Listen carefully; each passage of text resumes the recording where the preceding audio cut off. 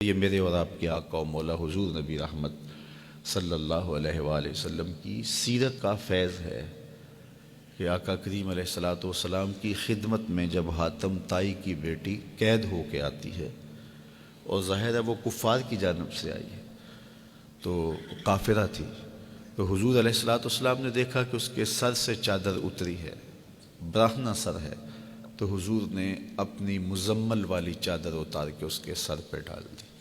تو کسی نے کہا یہ کافرہ ہے، فرمایا بیٹی تو ہے۔ تو یہ حضور علیہ الصلوۃ والسلام کا طریقہ ہے۔ تو یہ انداز محبت، مخلوق خدا کے ساتھ شفقت، بلکہ بزرگ ایک بات فرمایا کرتے تھے کہ اگر تم چاہتے ہو کہ اللہ کے رسول تم سے پیار کریں تو رسول کریم کی امت سے پیار کیا کرو۔ کسی کے بچے کو میں پیار کروں، اس کی گال سہلاؤں، اس کو محبت کروں، اس کو چوموں، تو لامحالہ طور پہ اس کے والدین کے دل میں میرے لیے بہت جگہ پیدا ہو جائے گی کہ یہ ہمارے بچے سے پیار کرتا ہے۔ تو کسی کے بچوں سے پیار کیا جائے تو والدین پیار کرتے ہیں۔ تو یہ بات سمجھ میں آتی ہے، وہ یہ بات فرمایا کرتے تھے اگر تم چاہو کہ حضور تم سے پیار کریں تو حضور کی امت سے پیار کرو۔ تو دوسری بات یہ فرمایا کرتے تھے کہ حضور کی امت سے پیار کا بہترین روپ یہ ہے کہ حضور کی امت کو جہنم کی آگ سے بچا لیا جائے۔ اور جہنم کی آگ سے امت کیسے بچے گی؟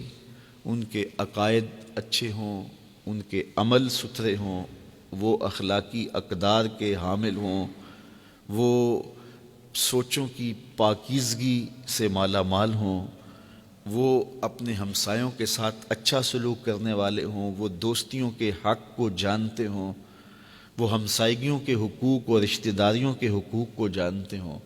تو یہ اگر ان کا رویہ ہوگا تو پھر وہ ایک اچھے مسلمان ہوں گے اور وہ جہنم کی آگ سے بچ جائیں گے۔ تو حضور کی امت سے پیار، اچھا پوری دنیا جو ہے وہ حضور کی امت ہے۔ امت کی دو قسمیں ہیں، ایک امت دعوت ہے، ایک امت اجابت ہے۔ کفار بھی حضور کی امت ہیں لیکن وہ امت دعوت ہیں، ان کو دعوت دی ہے، انہوں نے قبول نہیں کی، اور جنہوں نے قبول کر لی وہ امت اجابت ہیں۔ تو امت دعوت سے ہمدردی یہ ہے کہ وہ ایمان لے آئیں، اپنے رویے اتنے خوبصورت ان کے لیے رکھے جائیں۔ کچھ اسپیشل کیس ہوتے ہیں وہ الگ بات ہے، لیکن جو عمومی لوگ ہوتے ہیں ان کے لیے رویے آپ کے اتنے اچھے ہوں کہ وہ آپ سے متاثر ہو کر کے اسلام میں داخل ہو جائیں۔